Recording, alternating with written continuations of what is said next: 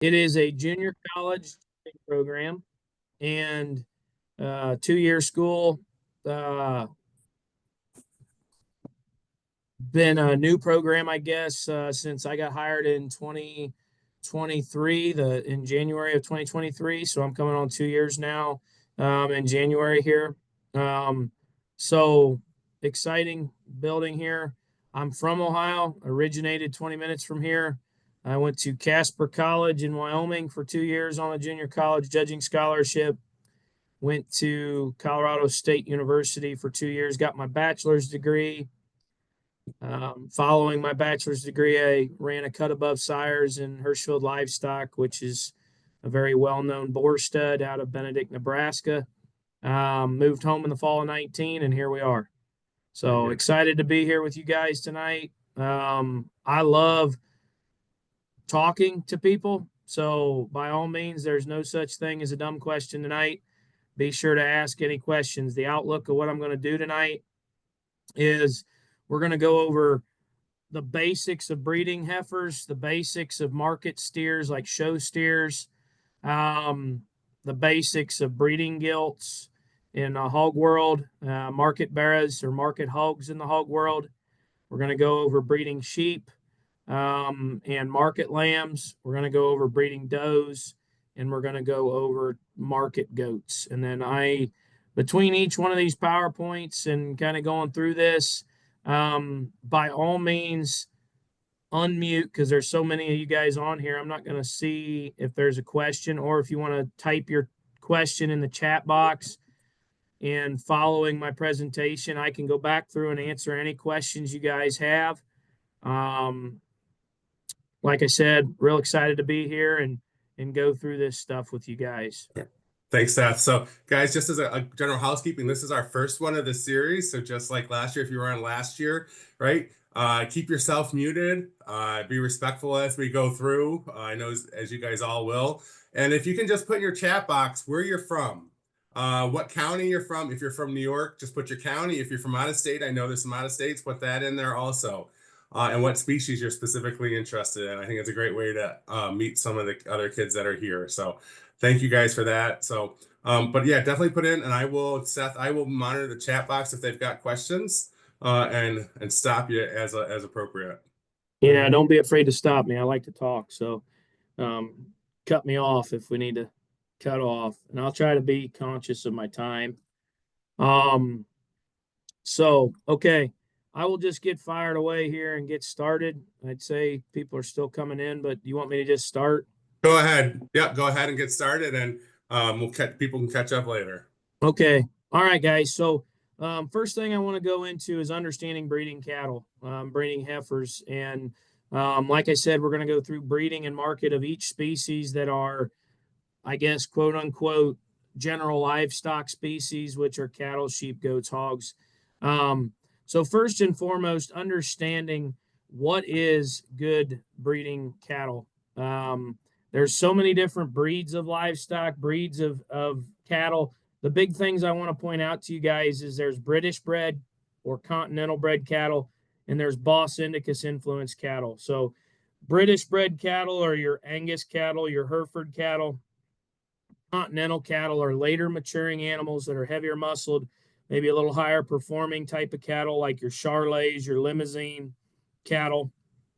Okay. And then Bos Indicus influenced cattle are Brahman. Brahman influenced, whether that be a crossbreeding of Brahman, which is like you see here on your screen, Beefmaster Brangus or Santa Gertrudis, or just a straight purebred Brahman.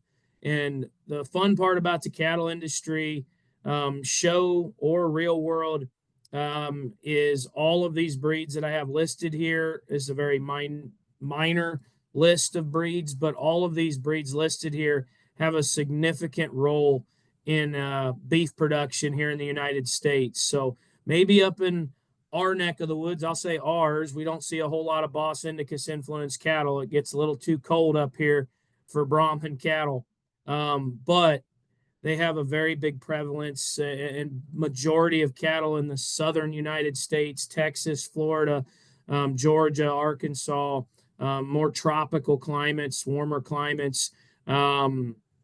definitely see a higher influence of Brahman cattle. So really, I'm not going to go into the history of all these breeds. I just wanted to make it known that there are very, very many breeds of cattle that bring differences and positives to the table, and that's the fun of breeding livestock. Placing factors. So one thing I'm going to talk about is placing factors. So say you were sitting there looking at 4 pieces of livestock. We'll talk from a judging standpoint. There's things that you have to prioritize when you look at animals. So in breeding livestock, you're going to notice a trend through these presentations. Breeding livestock, in the back of our minds, we should all think build and structure are very important. Okay. The old Western cowboy kind of tale is the bulls bring the power, right? That's the way males are supposed to bring density, stoutness, muscularity to a cross, um, where the females are supposed to be built right, sound structured, good footed, good uddered, and feminine featured females. They need to represent a maternal character. One thing I like to do, I teach my college kids here at Ohio State ATI on my collegiate livestock judging team the same way I'm teaching you guys tonight, because livestock evaluation is that easy. It is just understanding how to prioritize things, how to view things, and what does it look like.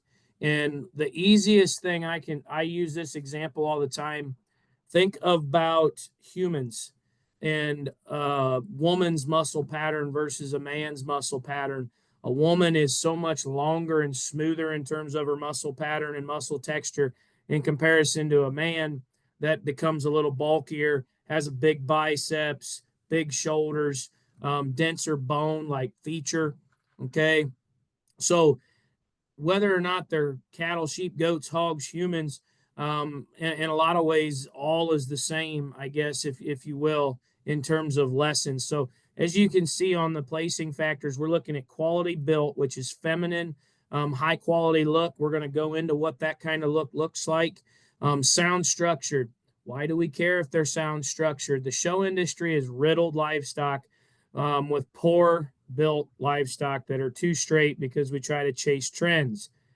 We still need to understand and maintain what structural correctness is. That's the right angularity out through their shoulder and their knee. That's the right kind of length of hip and posture to their upper hip, their rear leg, their hock, their rear foot. Um, and if there's any of these terms I'm throwing out that are like way over the top for you guys, make sure you guys ask the question of what did you mean, man? I would love to come back in and describe these things to you if you needed to. Fleshing ability, rib cage design. One thing I tell students of mine all the time, and even in these presentations I do on cattle, think of cattle out of all the species we're talking about tonight. Cattle live in the most different areas of the United States. If you truly think about it, you've got cattle with high mountain disease and stuff that can have a prevalence of of living up in mountain pastures during the summer versus Florida, where they're down there in swamps and very hot temperatures to higher altitudes, lower altitudes, ranges where they have to live. I went to school in Wyoming and Colorado. There's not a whole lot to eat in pastures in Wyoming, let me tell you. So these cattle have to have the right kind of rib cage design that is an indication of fleshing ability, feed ability of those cattle, their ability to maintain their body condition, which is fat. Fat is very much a good thing if it's used in moderation in females, because that is what allows them to breed back after calving. That's what allows them to maintain their health out on the range, no matter where they are. So cattle's rib cage doesn't change wherever you are, but they definitely are the one species that sees the most different parts of the country. Muscle is fourth, okay, on the list. I want to make sure muscle is fourth on the list. Why is muscle fourth on the list, Seth? Well, muscle, what is enough muscle in a breeding female? Square skeletons. You're going to hear me say that a bunch tonight. If they are square and genuine, within their skeleton, they have enough muscularity. Okay.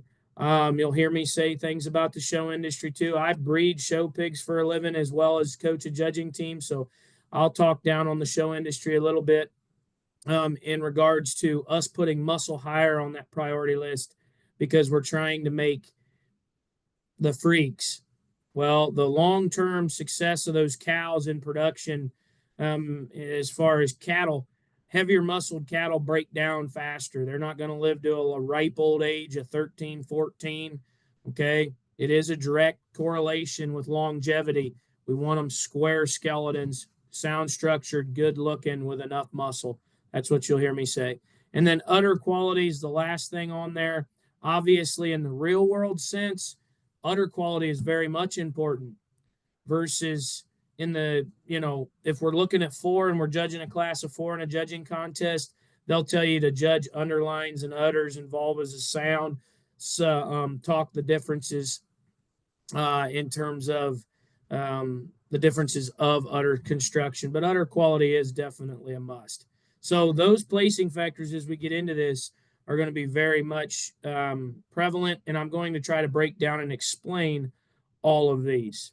Okay, so understanding angles. Livestock judging is all about angles and understanding angles.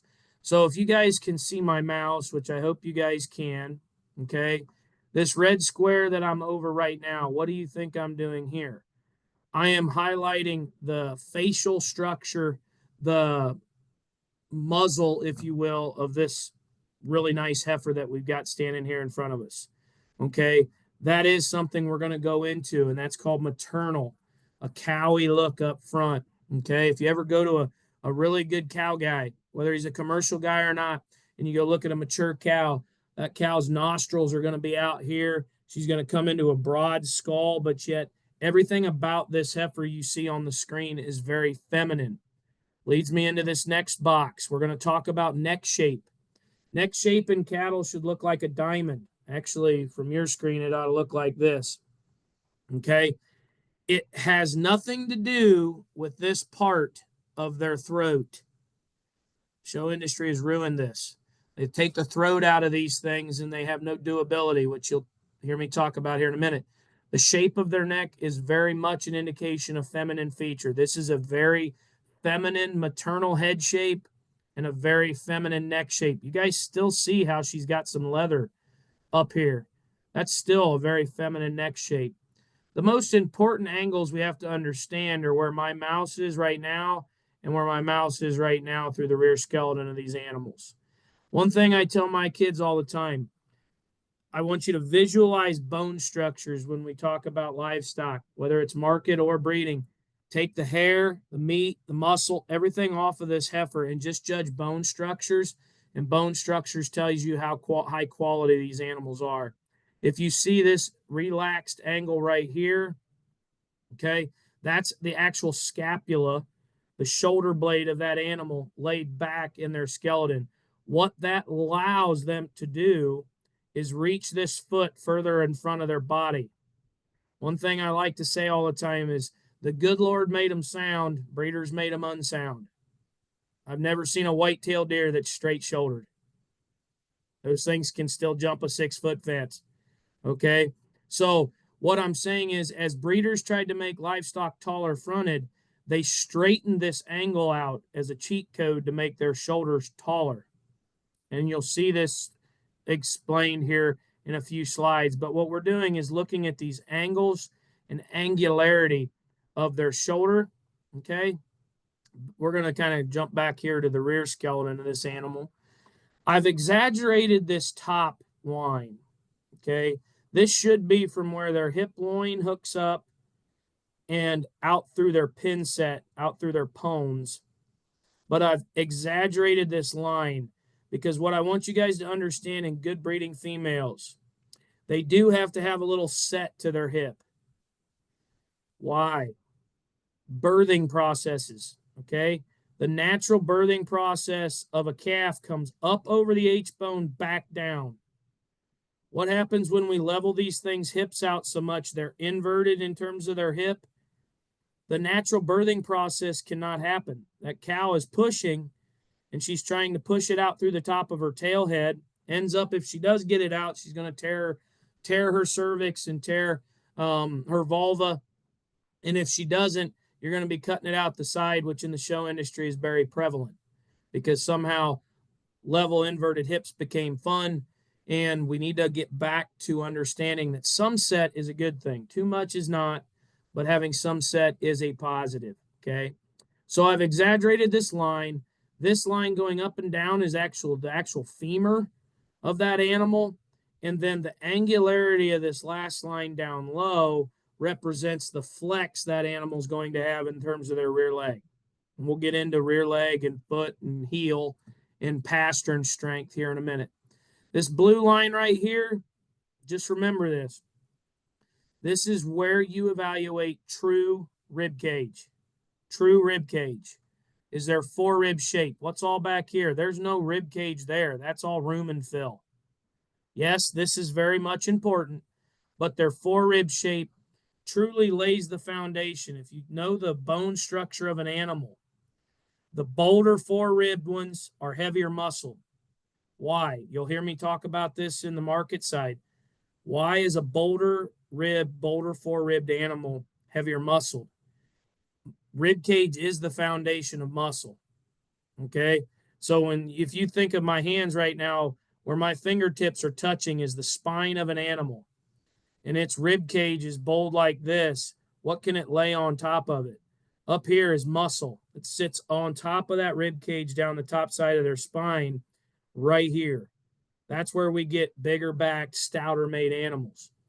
Flatter bodied, when their rib cage is made like this, you can't put rib muscle out here on a flat rib cage. Okay. So rib cage is a foundation of muscle, and forerib is an indication of how good that rib cage is. In breeding cattle, we have to have depth of body, maternal character through their rear rib and flank. This heifer is excellent. This is an excellent representation of an outstanding breeding female. She's got a great center body. What is that center body? One, this is a bred heifer, so she's probably got a calf sitting in here. Two, that is an indication of doability and feedability. Like I was talking earlier about doability, that is their ability to forage or live in rough terrain, their ability to maintain their flesh, consume grasses, roughages, feedstuffs, to maintain their body condition and maintain their health in reality. Okay, so here's a perfect example of understanding rib cage. All right, this on the left versus this on the right. If you notice, their depth of body isn't a whole lot different. But what I want you to start seeing, and by the end of the night, I hope you guys can start seeing three-dimensional shapes. Look at how two-dimensional this red-tinged heifer is on the left. And by two-dimensional, I mean she's like flat to the page. It doesn't jump off the page at you. Scan your eyes over to the right. Look right here. You can see this heifer's forerib coming off the screen at you. That's three-dimensional shape. Okay? And I hope you guys can see the difference in these two cattle. It's not depth of body. It's true rib cage. And the one on the right, this heifer right here that my mouse is on, is an excellent brood cow. She's up there in age, you can tell. But it's a great representation of a lot of people look at rib cage and think depth of body is where we view rib cage. No, view rib cage right here, three-dimensional shape. My judging coach, okay, let me see. I've got a piece of paper will work. My judging coach used to do this. He used to put a piece of paper up and he'd say, is this good rib cage? You know, it's deep bodied, okay? And then he'd go like this and say, is that good rib cage? No. So where should we view rib cage? 3/4 view from behind, because we want rib cage made like this, not like this, okay? So we have to view rib cage at the right angle and understand needs to be three-dimensional and bold. So hopefully you guys can see the two-dimensional shape of the heifer on the left, the three-dimensional shape on the heifer on the right. Okay. Examples of shoulder shape, depth of heel, and length of hip. Okay. So shoulder shape, this is an awfully, awfully good baldy female. Whoever raised this one, if he's on this call, hit me up. I'd like to know what she is. She's awfully nice. Okay. But shoulder shape, why do we care what their shoulder is laid in as?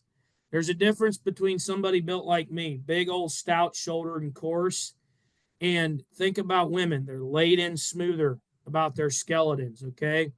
So the reason we want a flatter shoulder shape in cattle or any breeding livestock, essentially outside of a hog or goat, is because it's an indication of longevity. The coarser, more open-shouldered ones tend to break down faster. Okay, they tend to be actually straighter in terms of their shoulder, have structural issues, arthritic, things like that. When they're laid in smooth about their shoulder, that is not only an indication of longevity, but think of a calf. We talk about dystocia in terms of bone structures on cattle as calving. I'm not going to go crazy into that because I don't want to overwhelm us, but shoulder shape is definitely something that is an indication of longevity. Okay. Feminine feature. All right. Length of hip. I cannot stress length of hip.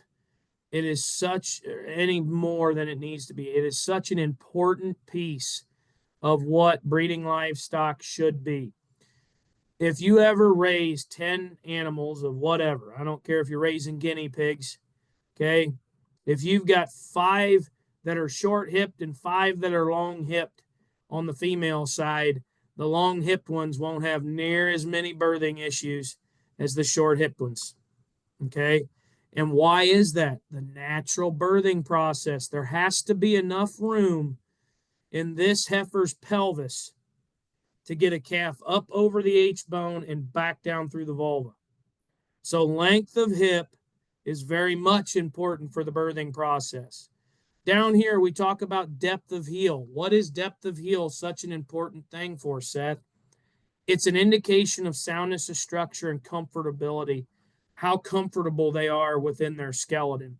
This heifer is excellent in terms of her depth of heel. You guys can see where my mouse is right now is her dew claw. You can see that it's kind of like a 45-degree angle down to her foot. That's about what you want. When you start seeing cattle that are straighter, maybe more like a, let's say, 75-degree angle, almost to a 90, like almost to a straight, okay? Though that's an indication of being rigid in terms of their rear pastern. And that is because of what that is going to tell the tale of what they do with their rear leg. I tell kids all the time, if you show me any livestock, I don't care what livestock we're looking at, cattle, sheep, goats, hogs, breeding or market, and I just put my hand up and all I did was look at from my mouse line that I'm drawing right now up. I can tell you what's going on from there down because it's all pressure points. As these animals mature, we've all done it, even me. We buy a project for a county fair young. They're sound, right? They're good enough. I don't know what's wrong. And then by the time they get to in the hog world, let's say, to 250 pounds, they're bow-legged and straight and can't get around or flat front-footed. Why is that? It's all pressure points within the animal. So everything up high dictates what happens down low because the difference between this shoulder joint and this knee joint is astronomical. So as this heifer matures, if she's too straight here, her body is naturally going to pass the buck and the weight down to her knee. That's why sound livestock is very much needed. Understanding what sound livestock even is, okay? This depth of heel is an indication of that. Now, this is my most favorite slide, and y'all, if I've already put you to sleep, wake up because this is a great indication of what is feminine, this heifer on the left, and what has zero femininity. and that's what's on the right. This bug-eyed, I say she's a steer with a uterus is the way I describe this thing. Okay. This heifer on the right, guys, somebody says, well, Seth, that's a great market heifer. Well, maybe. Heifers weren't supposed to be market. They were supposed to be breeding. Okay. We just made a class for market heifers when we made them looking like this. Okay. This heifer on the left, guys, I love this heifer. She's got a little leather here, but just look at how feminine headed, feminine in terms of her neck shape that heifer is. You remember what I told you guys? Look over to the right. Look at this heifer's throat latch. Look at how flat necked the heifer on the right is. That is going to be a very hard doing animal. And by hard doing, I mean she's not going to be able to consume enough because she's so tight hearted and shallow bodied. She's not consuming enough to be proficient and performance driven as far as weight. And then if you were to try to breed this thing, good luck.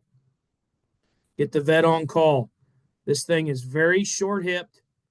Okay, very short hip. Look at the hip difference where their tail head ties into their skeleton right here versus right here. Look at how much longer hip the heifer on the left is, how much more maternal in her body shape she is, how much smoother in her shoulder, and how feminine her front end is. Look at this heifer. You can see her scapula, her actual shoulder blade in her skeleton. That is problematic. Okay. The only thing female about this one is she's got a vulva. Outside of that, there is nothing feminine about this one. And this is the stereotypical difference between maybe some, show experiment gone wrong type of deal here. And this is a true brood cow. And there's no better comparison than these two heifers. I absolutely love this slide. I've got a FFA out in Indiana that printed this off and put it on an 8x10 poster and posted it on their wall in their livestock judging pavilion, because there's nothing better than this indication of feminine, true cow versus something that should never be a cow. Okay. Neck shape. All right. This is a different, obviously, this is that baldy heifer that we talked about. The shape of their neck, like I said, if my thumbs are the top of their neck, like their actual spine that goes down through, okay, it needs to be made like a diamond, an upside down diamond, I guess, if you will, if that makes a good enough indication. Okay, that is what feminine feature is. What isn't feminine? Welcome to it.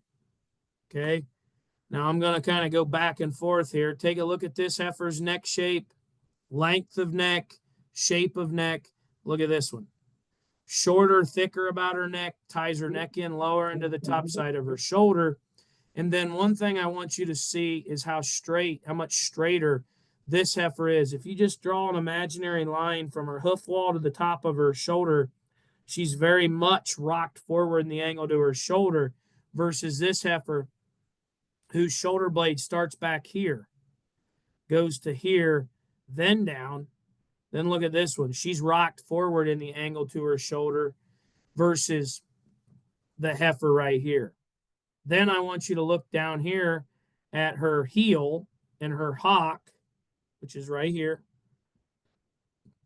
Okay. Look at how much straighter. We talked about that, more of a straight line down through their foot instead of that set to their heel, even just standing. Okay. This heifer is way more vertical here. She's more vertical in terms of her hock. And why is it important to see that with a standing still? Well, Seth, I'd have seen that if I got them out and moved them. Well, how many of you guys look at an online sale with no videos? A lot. Okay. Understanding angles of livestock, they don't lie. They don't lie. If I set this calf into motion, she's going to be straighter shouldered. She's probably going to carry her head lower because she's too straight in her shoulder. And I bet you she jams her rear leg right into the ground. She's not going to be sound enough. That's why when people say, well, how can you tell in a picture, Seth? I just don't understand it. Understanding angles is what allows you to see the differences in structure before the animals even take a step. Okay. Jaw, muzzle, forehead. Okay. We look at this heifer. This is one maternal, feminine head shape. We talk about jaw. Okay. Because what I want to do is kind of look at this one, and then I'm going to go back to this bug-eyed thing. Okay. Look at the lack of jaw in her versus this heifer. Okay. I'm not looking up here at their nose. I'm looking at the actual depth of their skull from their poll to their jaw. Okay. Look at how much deeper this heifer on the left is in terms of their jaw. That's an indication of doability or longevity as a cow, inputs. You know, in today's industry where inputs are higher than they've ever been and you are pinching a dollar. I mean, all of us show, or I guess maybe all of you guys show animals, maybe you don't. Maybe you raise animals, maybe you don't. That's okay. If you don't raise animals and you don't show animals, I guess take my word for it, inputs are high. I mean, a bag of feed costs a lot of money. Okay. So having cows with some doability and fleshing ability are a good thing. They cost less to maintain. Okay. So having that jaw is very much good. Their neck shape needs to be built right. Their udder construction. This heifer has a beautiful udder. Okay. You can see her teat right here and then one right here in the shadows. They're not too clumped up and spaced in. They're not some big coarse teat. Because why don't we want a big coarse teat? Well, it's hard for a calf to get its mouth around it when it's born. Okay. Why don't we want teats that are tight in terms of their spacing? They share mammary. So that cow is not going to milk near as hard as if that mammary was separated. So understanding their udder construction is very much important. So real quick, I got this kind of crossbred heifer class sitting here. This is just 4 pictures. Okay. I'm going to give you guys maybe 30 seconds because for the sake of time, I've already talked. Man, I've talked a long time on cattle. So for the sake of time, I'm going to give you like 30 seconds, kind of get in the back of your mind of how you would place this. This is number 1. This is number 2. The red heifer's 3. And this slick-haired 4 heifer is down here in the bottom right. So just take a minute and kind of look at them real quick.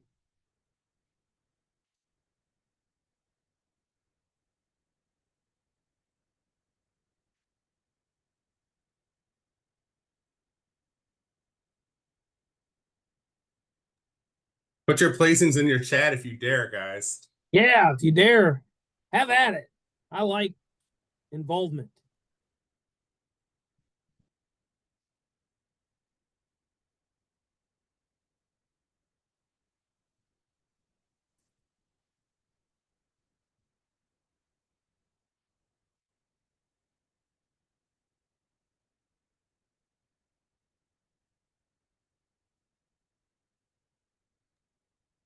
I am seeing a lot of 4s and last. Yeah, deal.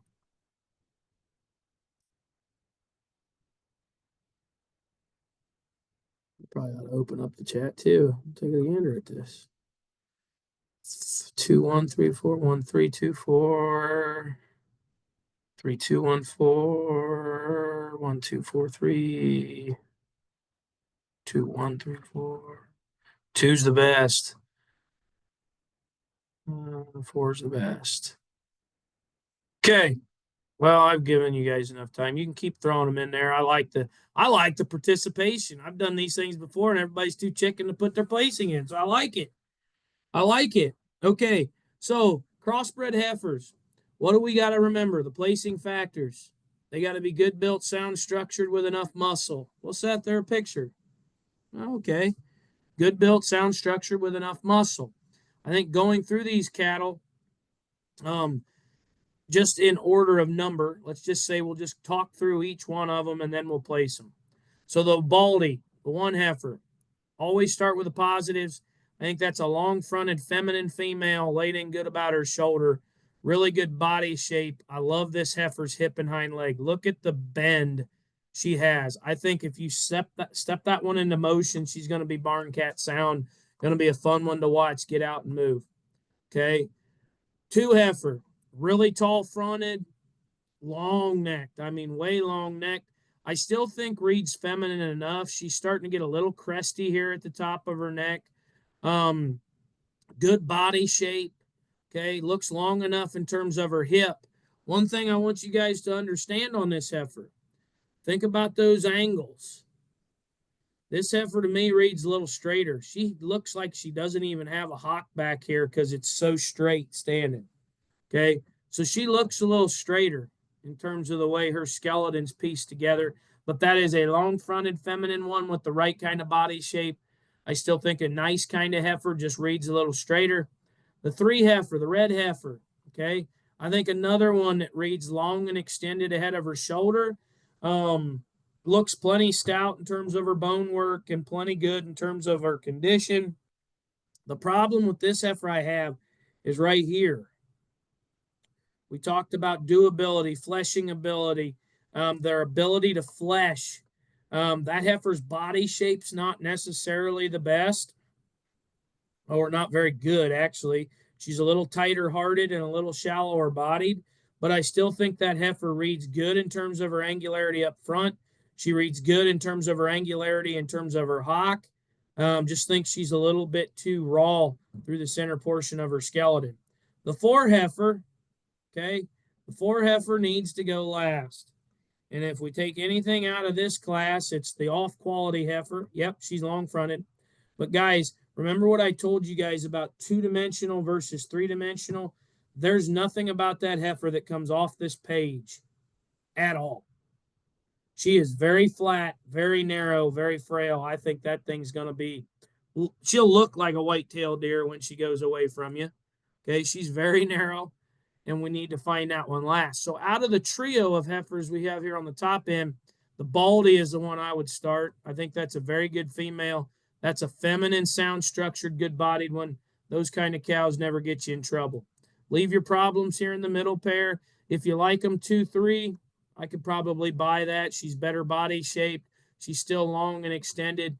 Well, she's not that straight out of her shoulder, but I do think her hock's straight. It'd be interesting to see. Or if you go 3-2, I get it. Okay. I see that this heifer is probably more relaxed off both ends of her skeleton. Probably reads a touch more feminine in the shape of her neck because this heifer's starting to get a little cresty. But the fact still remains, she's a hard-bodied heifer. And then 4 is an easy last. So I think a lot of cow guys are going to go 1, 2, 3, 4, just because of body shape, fleshing ability, and doability as a cow. But those of you guys that go 1, 3, 2, 4, I can buy that all day. Okay. What you got to do is find 1 to win, find 4 to go last. Keep your problems in the middle pair. Okay. Great. All right. Let's keep moving. Real quick, I'm going to give you a 30-second turn and burn on this one, too. Now that we've kind of got you toned up on what to look for, make it a little harder. Give you 30 seconds here, and then we'll kind of go through that. Don't be afraid to throw your placings in the comments.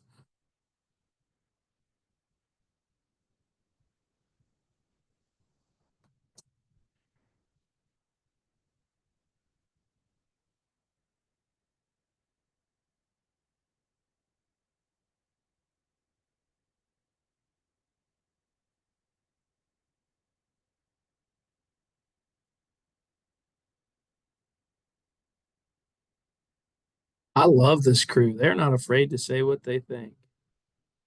I love it. I've trained them. That's great. There's nothing more boring than when all I do is ask for questions or ask for things and nobody answers.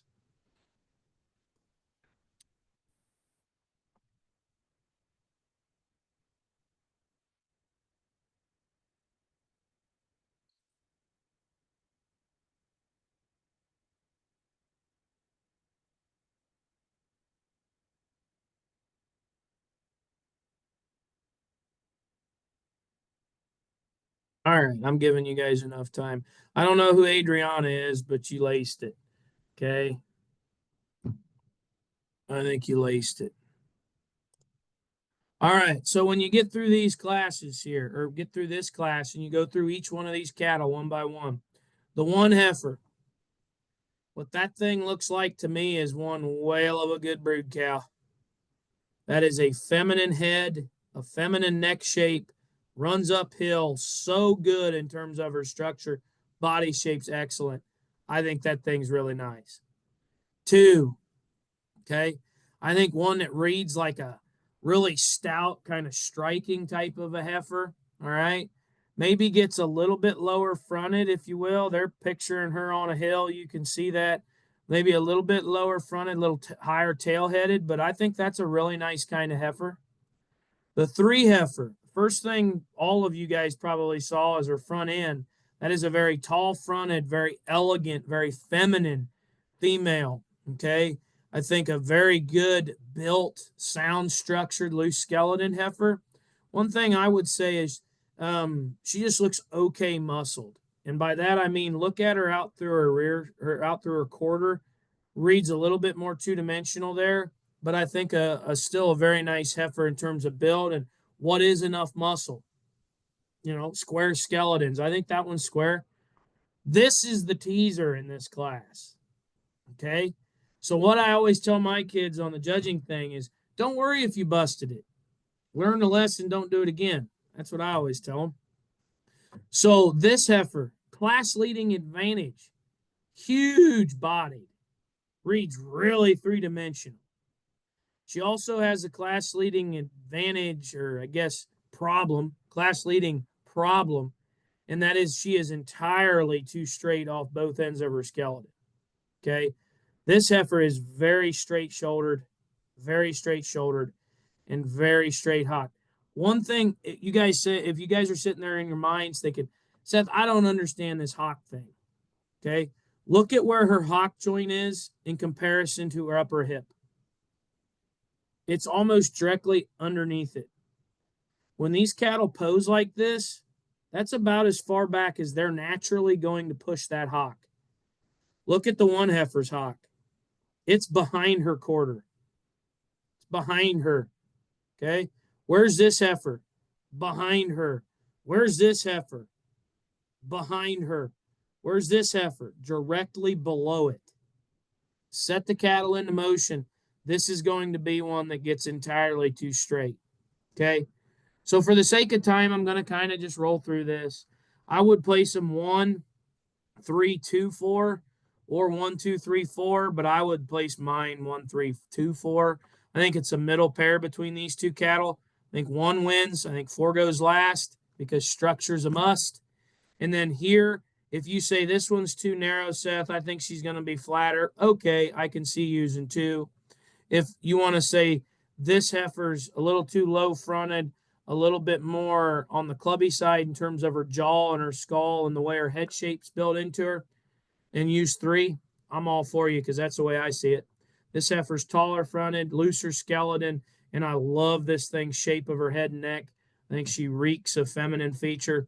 Love her. So I would place them 1, 3, 2, 4. Okay. I'd cover my ends, start 1, put 4 last. Those of you guys that kind of got suckered into her body shape, just remember, look at this thing's skeleton off both ends and remember that hock joint. If it can't get behind their quarter, we got a problem. Okay. All right. Back to it. We're going to roll right into market animals because we got to get them moving. I'm taking way too much time here. So market animals, what are our basic priorities? Muscle. They're market animals, right? What is market? Marketable product, muscle. We have to have muscle. Finish, build, and structure in market steers. Okay, that's your rank. Okay, what is enough muscle? Square skeleton. So imagine my mouse is the top of their upper hip and the bottom. This, come here. This out of the way. Okay, my mouse here is their upper hip. My mouse here is their foot. That is square. Okay. That doesn't mean it has to be like obnoxiously huge. That is square skeleton. That is a genuine skeleton. The one on the right here, the upside down triangle, that's what we don't want to see. This is their upper hip. This is their feet. Closes up through their lower skeleton. We call this counterfeit. Okay, they're counterfeit. They're big up high. They're narrow down low. What is this width we're seeing up here? Typically, most of the time, fat. Okay, so here's parts of steers. Since they're recording this, we're not going to dive into that. But where does a steer deposit fat? What are their external indicators is what we call them. Their brisket, okay? Cattle fatten from the front back, okay? From the front back on the outside of their skeleton. The only animal that fattens from the inside out is a goat. So if you see a fat goat, that's a really fat goat, okay? So where does a steer deposit fat? Their brisket, okay, which is right here. Their cod, which is where they were castrated, which is back here between their back legs. Their neck, which I hope people know where their neck is, their crest of their neck and the front of their neck. Okay, their flank, which is right here, their rear flank. All right. Over their ribs, which would be right here. Okay, we break cattle at the 13th rib. So that's where, as evaluators, we handle their rib to see how mellow or smooth their finish is. We want that fat to fill in their rib cage because that is eating quality. Tailhead fat or pone fat, which is right here.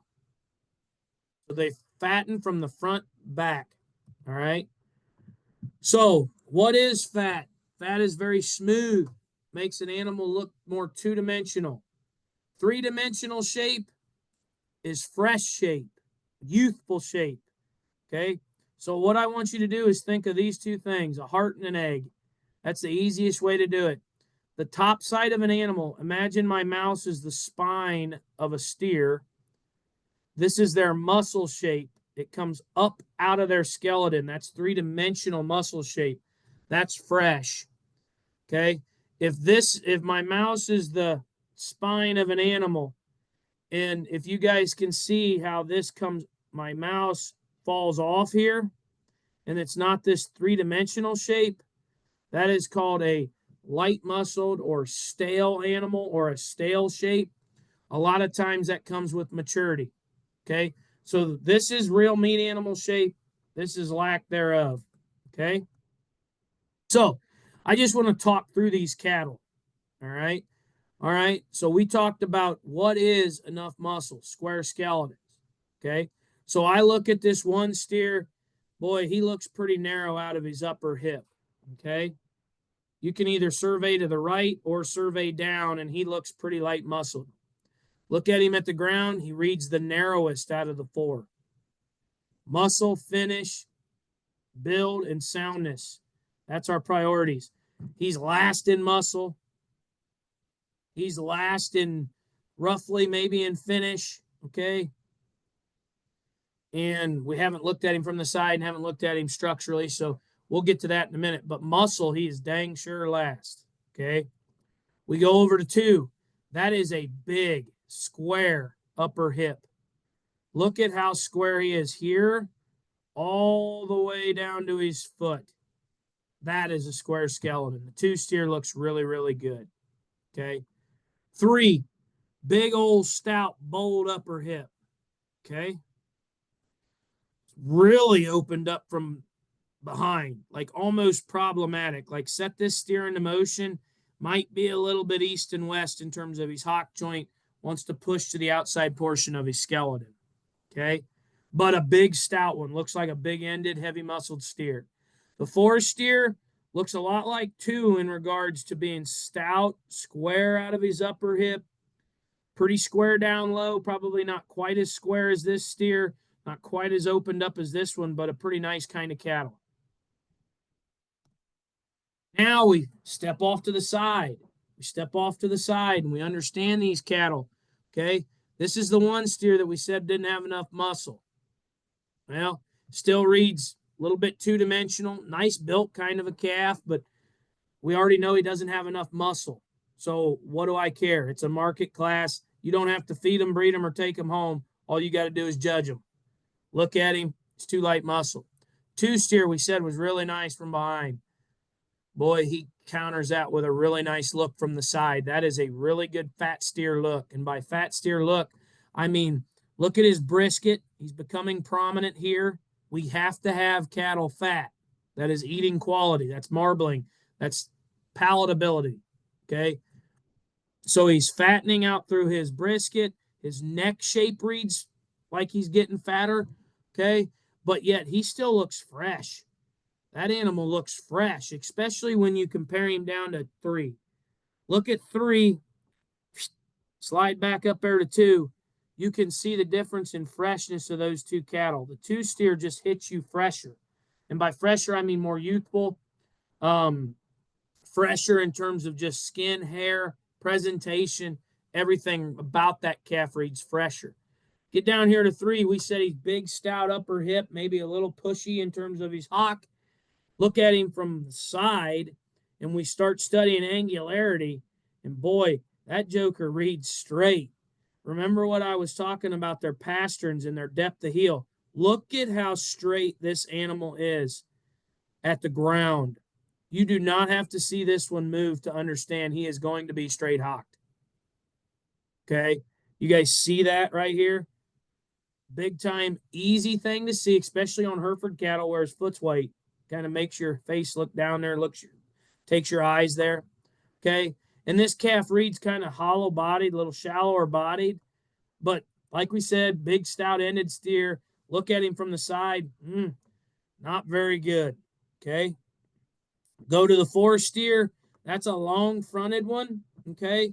That's a long fronted one that we said was pretty good from behind. It looked like he had plenty of muscle. Look at him from the side. That looks like a sound structured one. That in all honesty, in fat cattle, look at his brisket compared to 1 or 2's brisket. Look at his throat and the shape of his neck compared to the 2 steer. The 2 steer is actually finished more. He's the fatter calf of the pair. So the way I look at this is right now I'm thinking, okay, 1 doesn't have a chance because he doesn't have enough muscle. I thought it might be a trio of cattle, but 3 isn't sound enough, isn't good enough built, not good enough bodied. So he's going to be 3rd. Now it's a top pair between 2 and 4.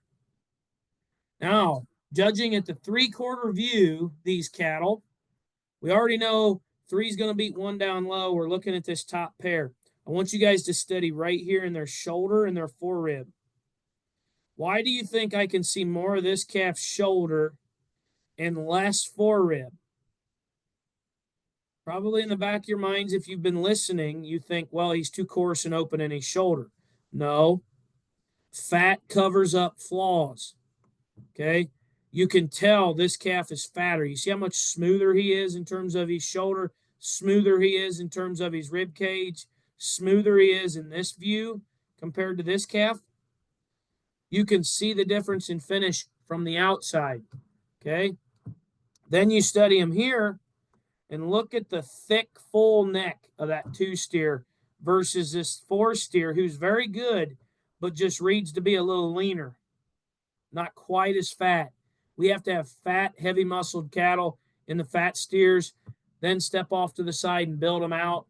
I think if you do that,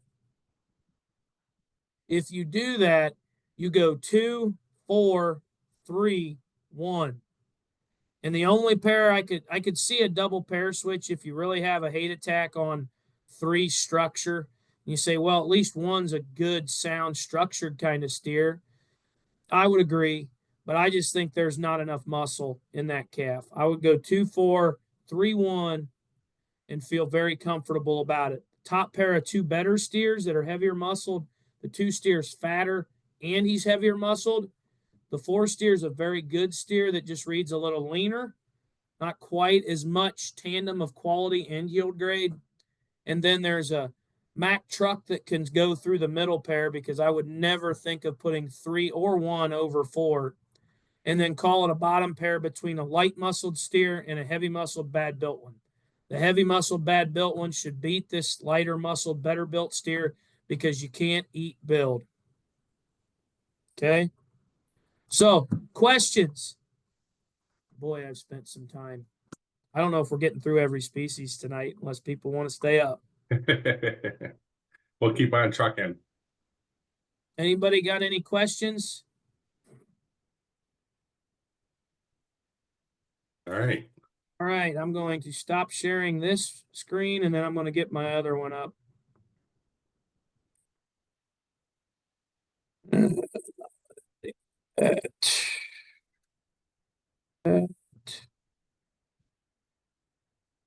Hold steady.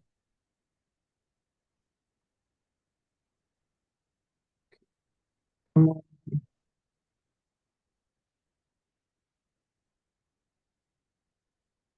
Okay, dokie. All right. Swine. We'll roll into swine here we'll see what we have. So swine, a lot of the priorities are going to be a lot similar.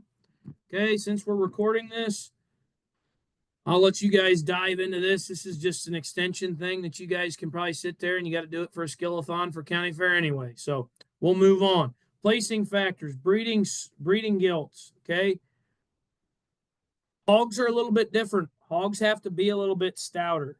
Okay. We want them a little bit more opened up, dense, wider chested, square skeletons. Okay. Unique to hogs, their blade sits on the outside portion of their skeleton, where cattle, we want to lay in. Sheep, we want that shoulder shape to lay in. Hogs, we set on the outside portion of our skeleton. So these are a little bit skewed. I probably should have changed that. But placing factors for breeding gilts, good built, sound structured ones with enough muscle. If you ever have a question on what's a good breeding female, good built, sound structured with enough muscle. What is enough muscle? Square skeletons. Keep repeating that, and you'll be a better off breeder. Okay. Market hogs placings, muscle, skeletal width, design, and structure. Kind of like the fat cattle. We're going to make sure these things are heavy muscled. Skeletal width is an indication of muscularity. Design, step off to the side, keep them sound enough structured, and we can move on. Okay. Let's get into it. What is muscle? I love making comparisons that are so real world and easy for you guys to understand. What should a pig look like? That brick right there. Okay. Imagine this brick looking like this. This is their upper hip. That's their foot. They need to be wide, square, and stout all the way through. That doesn't mean bow-legged. That doesn't mean knock-kneed. That doesn't mean light muscled and narrow. That means opened up, square skeletons. And a brick is a really good way to think about it. We already talked about muscle shape. Think about this right here being their spine. Muscle shape, fresh muscle shape is three-dimensional. It comes up out of the animal versus poor muscle shape or poor composition, which is plainer and flatter. Okay. Now, skeletal width. All right. What is skeletal width? The upper portion of their hip down to their hoof wall. Look at this boar here. Okay. This boar's at Upper Hand Genetics, Travis Platt. Okay. Or used to be. All right. If you look at where my mouse is right here, that's the upper portion of his hip. If I drew a straight line, it goes right through the center portion of his hoof. That is a square skeleton from behind. Look at it up front. Right here is the top side of his blade. Okay, shoulder blade. If I draw a straight line down through the middle portion of his hoof, that is a very square animal coming and going right there. Okay, very square. What is square? That is genuine, fresh, quality livestock. Genuine livestock is quality. This is not. Okay, if this is the upper portion of their hip and they funnel and narrow through their lower skeleton, that is problematic. That is called counterfeit. Okay, especially in hogs, because we'll talk about shelving up. They deposit fat over the top side of their shoulder blade and right in behind their shoulder. So they give you this appearance of being big and stout up high. Study a hog down low. It'll tell you if they're any good or not. The ones that are too narrow aren't any good. Okay, so these judges that pick these narrow, skinny ones in a market show, shame on them. They shouldn't be doing that. Okay, they need to keep them stout, opened up, and square in terms of their skeleton. This is actually a body condition chart, but I thought it was a really good representation of what skeletal width looks like. So these are 5 different sows. Look at the one on the left. This is what I'm talking about, funneling through their lower skeleton versus, let's go all the way to the right, how this gilt is opened up and square through her lower skeleton. So when we're looking at hogs, look at them from behind, guys. If they look like the one on the left, you probably should say ew and move on. Don't buy it. Don't use it. And if it's in your barn, I'm sorry. That one's going to be a little rough. Okay. But the one on the right, that is a square, genuine skeleton. Okay. And then obviously we've got some small differences here in 2, 3, and 4. But I think this is a good representation to understand. All 5 of these hogs don't have a lot of muscle. These are commercial hogs. Okay. But their lower skeleton tells you how much true muscularity those animals have. Okay, so look at them at the ground. You'll be better off. What is structural correctness? This is a sow named Stella. Anybody that's on here that's a show pig person, probably seen Chad Day's Yorkshire sow. This is the one and only Stella. Okay, this is one incredibly good Yorkshire female right here. Very tall fronted. Same thing as the heifers. Same thing as the steers. Same thing as the breeding sheep, goats, and everything else. Angles don't lie. Look at where their neck ties into the top side of their shoulder. Draw a line through the center portion of their shoulder blade. Then take a center cut from there to their armpit, and then go straight down through the middle of their leg, and it'll give you this illusion of straightness or relaxed in the angle to their blade. This female is so good out through her front skeleton. Her height to shoulder, relaxed nature in terms of the angle to her shoulder blade is excellent. And then from behind, she's got the right kind of set to her hip. Look at where her hock is, and look at the set to her rear pastern. This thing's a barn cat. You can throw her down, kick her out. She's going to float. Okay, in terms of structure, this is a very, very good structured female. Now, this is not so much a very good structured one. Look at how straight and upright this thing is here, how short, steep it is in terms of its hip, but then look at how straight it is through its hock. I'm going to rock back here to Stella. Look at the difference of this sow's rear skeleton, and then look at this one. Okay, look at their front skeleton and how she naturally can elevate up front. This one can't get its head up any further than that because its shoulder blade naturally will not allow it. Okay, so that's a really good representation of what excellent structure and skeletal quality looks like and poor skeletal quality looks like. Now, I'll be honest, this was a champion at Houston way back in 2005. Swine industry's come a ways. Okay. All right. What is design? Obviously, I just said the natural striking feature of this sow's front end and how she can naturally elevate ahead of her blade is excellent. Okay. This thing is incredibly good build. If you see one that looks like her, dive in. But the big thing is once again, where do we study rib cage? They're 4-rib. This is all fill. Their 4-rib shape tells a tale. Why do we care about rib cage? It's the foundation of muscle. Flat rib livestock, you cannot make them heavy enough muscled. I get asked all the time. People call me up, Seth, I need you to come look at a pig. I come out. It is paper flat bodied. How can I make its back bigger? You're never going to. There is no, you can feed that thing 100 grams of Paline and it is never going to have enough muscle because the actual anatomy and bone structure of that animal, the rib cage design of that animal will not allow it to put more muscle on top of it. Okay. This is a really good picture of rib cage because why do you think there's a shadow right here and not right here? It's because it's 3-dimensional rib cage. It's coming off the page. It is actually casting a shadow. This is the rib cage of a pig. Their rib cage looks just like that.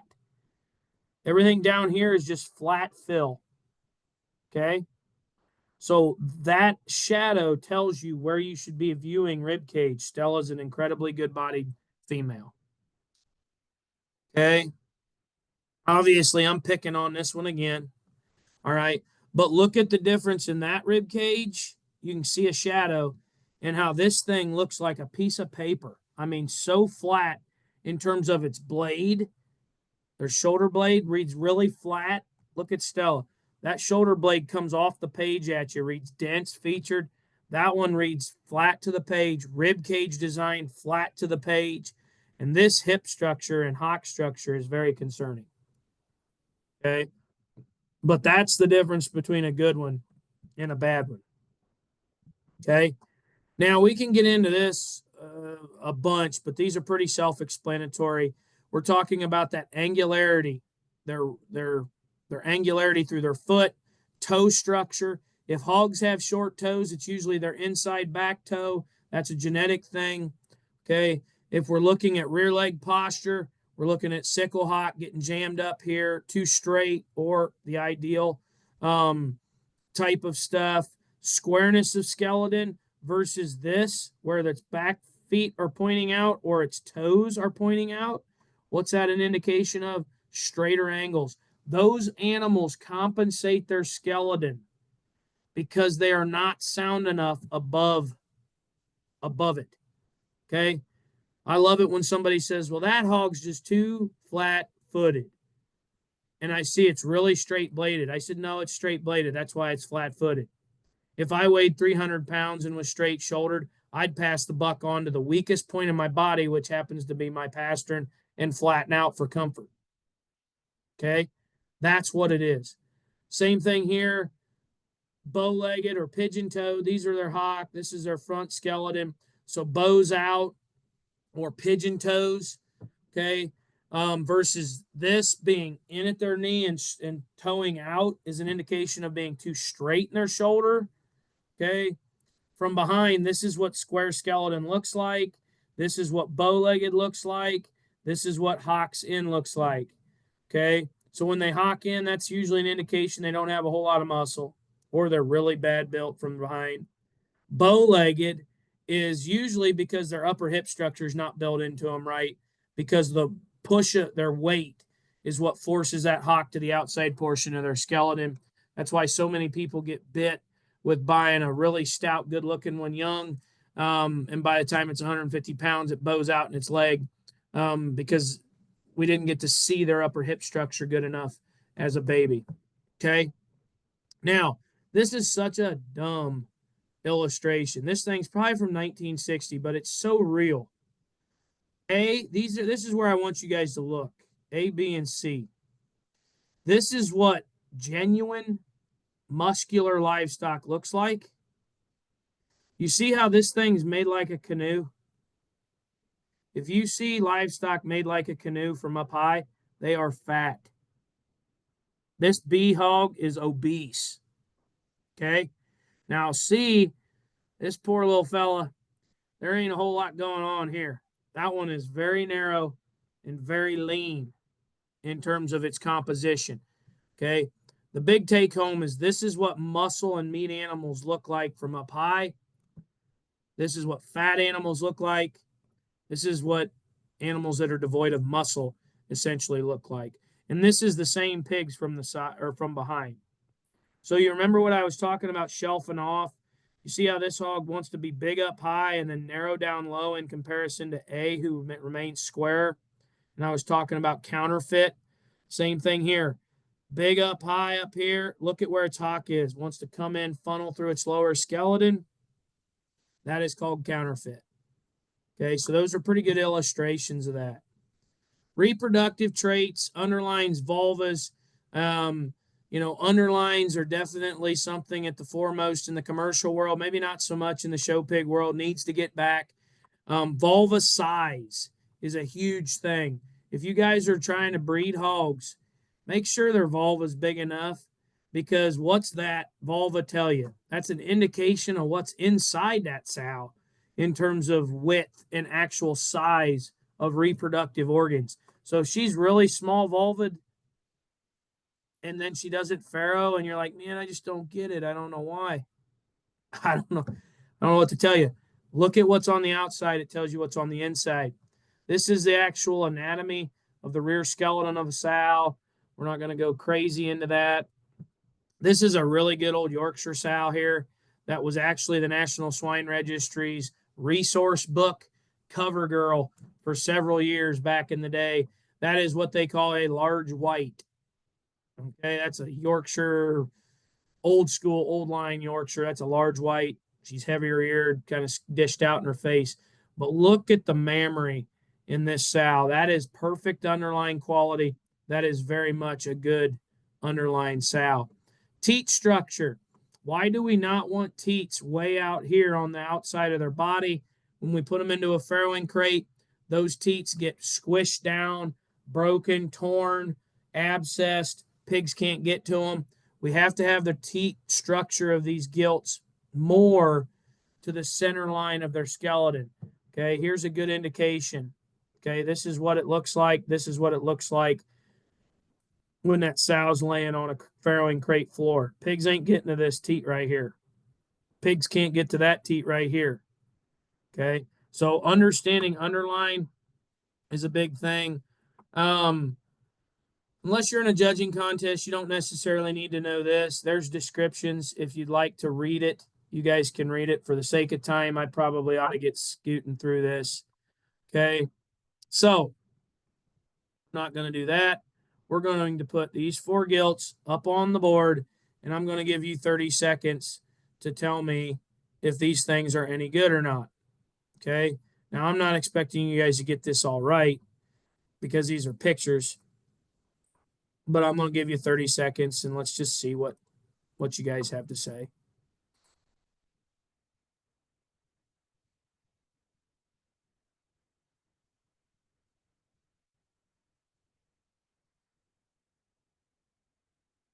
Obviously, you can tell I spent less time on this stuff because we're not beating down my comments here.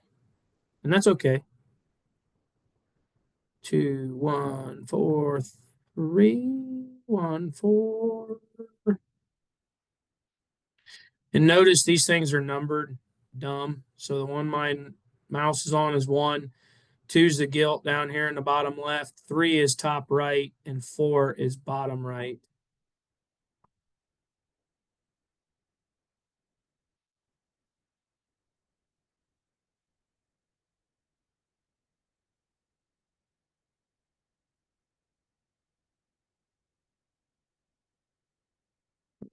All right.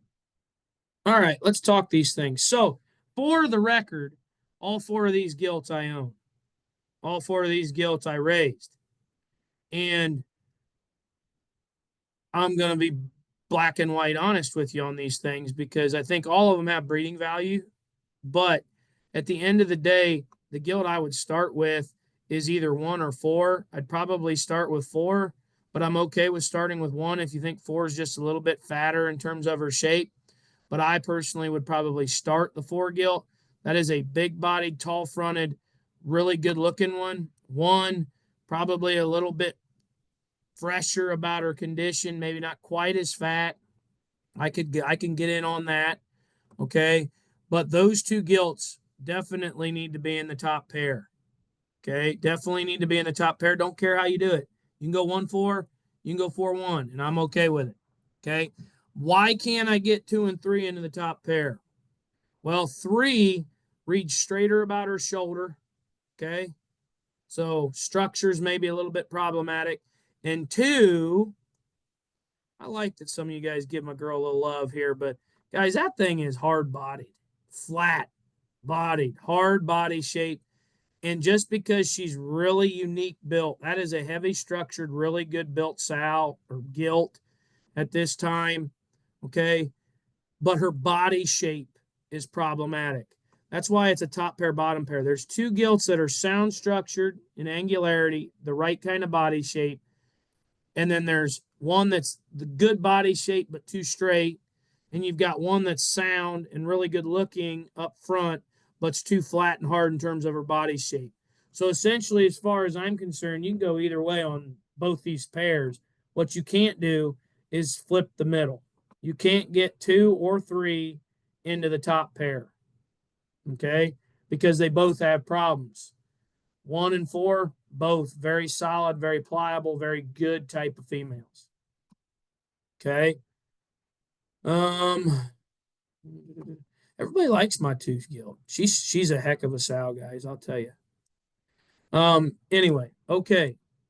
Now, market hogs. I guess, do we have any questions on the breeding gilts first? If you do, chat real quick. There's no way I can get through everything. I hate to say it, Brian. That's all right. We get it. We'll have you back for next year to do the other two. Well, I can probably do that. Okay, no questions I'm seeing. Okay, market hogs. All right, we get into market hogs. Muscle, skeletal width, design, and structure in that order. They need to be stout. They need to be square. Okay, skeletal width. All right, study hogs at the ground. All right, design. Step off to the side, sort the pairs from the side. Place them based on muscle, sort the pairs from the side, and you'll never go wrong. Like I said, think of a brick coming and going, and from the side, that's what a hog should look like. Fresh shape, composition. This is what we're looking for, that three-dimensional meat animal shape versus an egg that's very plain and very nondescript and fresh in terms of its shape. Okay.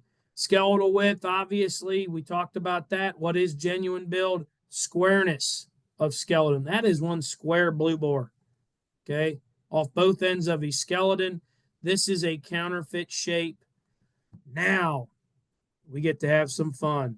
Welcome to 2011 or something like that. I judged this thing when I was in college, and these were good ones. We've come a long way. Okay. But what I want you guys to do is all I'm doing, let's look at this right here. All I'm doing is studying skeletons. You see how I'm not even looking at them from down low? I'm just looking at rear views telling me what that's going to say. Now, this is a very easy illustration for, it's terrible. That is a narrow, light muscled one. 3, why does it deviate coming in terms of its hock? It's not heavy enough muscled. Okay, it's lighter muscled animal. Okay, look at how plain it is out of its upper hip. Okay, in comparison to 2, that is big upper hip, really bold in terms of her stifle, but wants to deviate and come in at the ground. Okay, so this is real muscle shape. That is real stoutness versus this plain egg shape, like I was talking about. This one hog, big up high, big down low. Okay. This illustration is 100% just understanding muscle. Don't look at the build of these hogs because it's terrible. Okay. But what you can do is understand what muscle tells you. This is a square one. This is a big, stout, muscled one that's expressive, that wants to narrow up just a touch. This is one that narrows up down low, but gets really plain out of its upper hip, but it still has more muscle than 4. Then you study this over here. Look at this plain shape. This is that egg shape I was talking about on 3 and 4. Look at their shape. Look, that's their spine. This is a muscle group. That is a very plain shape versus look at the aggressive three-dimensional shape that gilt brings out. Or you can see the ditch and groove down the top side of these two spine, right? Hopefully everybody can see that. Okay. So if I was placing this class, I would place it 1, 2, 3, 4, or 2, 1, 3, 4, but 3 has to go third and 4 has to go last. All off of muscle. All off of muscle. Okay. Now, if we up the ante a little bit here, then we upgrade the quality. Okay, this is kind of a tough class, but I'm just going to talk you guys through this because I believe I've got, do I have another one? No, I don't. What in the world am I doing? Now we got to go back all the way through this. Okay, we're going to talk through this. All right. So, actually, for the sake of time, go ahead. Take a look at those. See if you can place them. Muscle, skeletal width. Obviously, you don't have a rear view, but you can look at their feet, understand what their skeletons tell you. Okay. And see what you got going on.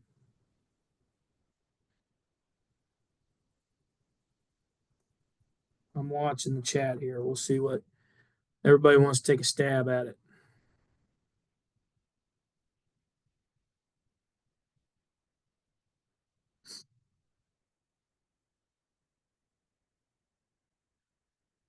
Man, I really dig this group. They actually talk. I dig it.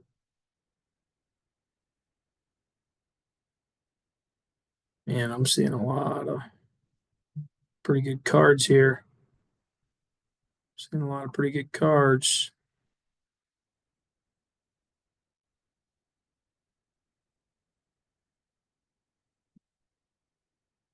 Okay, guys. You guys can keep throwing them in there. But I see a lot of pretty good cards. I'm seeing a lot of 3-2-1-4s or 3-2-4-1s or 2-3-4-1s or 2-3-1-4s. I'm liking that. I'm digging that. Okay. The two heavier muscle hogs are 2 and 3. Okay.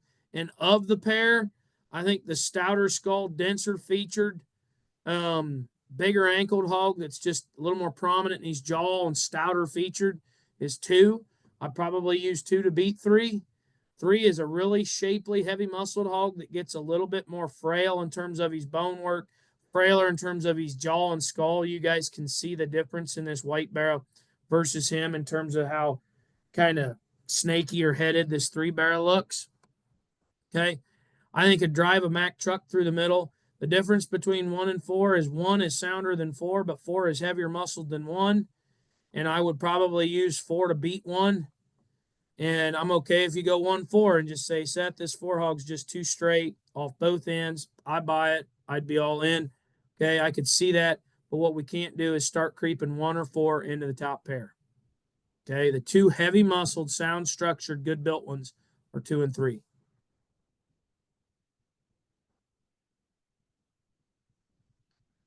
We understand that. Do we see how this 4 hog's too straight? Look at its hock. Really straight hock. Remember what I said? Look at where their hock joint is in comparison to their stifle, their ham seam. 1, 2, and 3 are all behind it and still have flex down low. Look at their foot. Now look at 4. Where's its hock? In front of its ham seam. And look at how strained and straight that thing's hock looks. So before it even moves, you know it's too straight. Okay, too straight and upright. Okay. Now, Brian, you want me to open this up? I'm going to stop sharing. Want me to open this up to questions? Like, I mean, we're creeping up. Yeah, about 8:30. So I think if we do some questions, right, and then we can always hit up the sheep and goats next time, another time. We'll set up another time for next year. Yeah, or whenever. I don't care. So maybe I will do that because I am talking about doing a judging series too, right? Like, and maybe I'll talk to you about that at another time. Okay. Well, I'm sorry to all of you that are on here that I didn't get to sheep and goats. That's all right. But I'll open it up to questions, guys. There's no such thing as a dumb question. And you can type it in too if you don't want to ask me. They are pretty quiet usually on questions. Come back for sheep and goats this year. Yeah, I'm good whenever, honestly. We'll talk about something. I'll talk to you after. We'll send them an email or I'll give you a call. Yeah. Anything else? Questions, guys? Any questions about the beef or the swine or any questions about anything? Like anything, not just what we talked about. I'm an open book, whatever you guys need. You have a preference of your favorite animal to judge. As far as my favorite animal to judge, I guess I've judged a whole lot more hog shows than I've judged anything, but I've judged all species. And I judge all species, and the older I get, the more I like judging all species. I like being a well-rounded stockman. I've judged a lot of cattle shows, a lot of goat shows and sheep shows, but I've judged a whale of a lot of hog shows. I've judged in Canada in hog shows. I've judged in probably half the states in the country in hogs, national, state, 4-H, or county fairs. So I would say hogs are my favorite thing to judge, but I do like to judge it all. Um, come back for goats, come back for sheep and goats. They're irritated with me. What's a good weight for market for turkeys? Honestly, I don't want to lie to you because I don't necessarily know the answer to that. I know that when I showed turkeys back in the day, the bigger the better. And I don't know if necessarily that's still the way it is. I've been out of that game too long. I don't want to steer you the wrong way. Sorry, Adriana, but I'm not proficient in the turkey world as I used to be. Do you use Paline for our show pigs?